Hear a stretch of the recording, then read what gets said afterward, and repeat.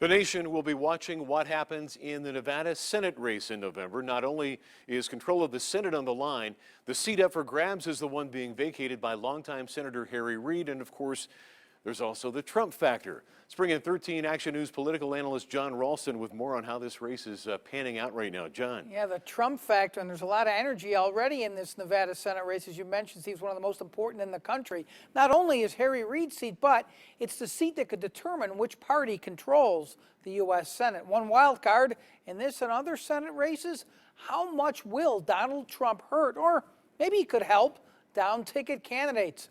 Our own Riley Snyder caught up with Heck today and asked the congressman about campaigning with the GOP nominee. His answer was telling. We have a campaign calendar that's laid out through Election Day, which is pretty packed with events that we have specifically lined up for our Senate campaign. If there is an opportunity where things cross paths, there's certainly something that we would consider. But again, we're sticking to the calendar that we have laid out, which is pretty busy between now and November 8th. So it's a likely no? It would depend on what the calendar shows at the time that there was an availability.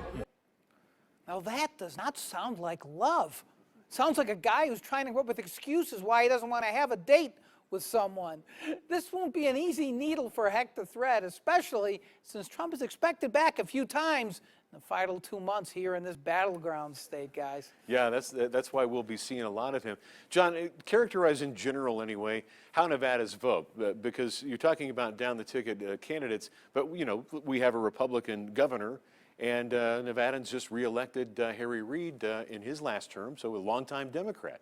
Yeah, Nevada has changed a lot, Steve. The last two cycles, presidential cycles, Nevada went overwhelmingly for the Democratic presidential candidate Barack Obama. But in the past, Nevada's been pretty reliably Republican. It was for about 40 years since LBJ won here way back when. Some of us are old enough to remember that.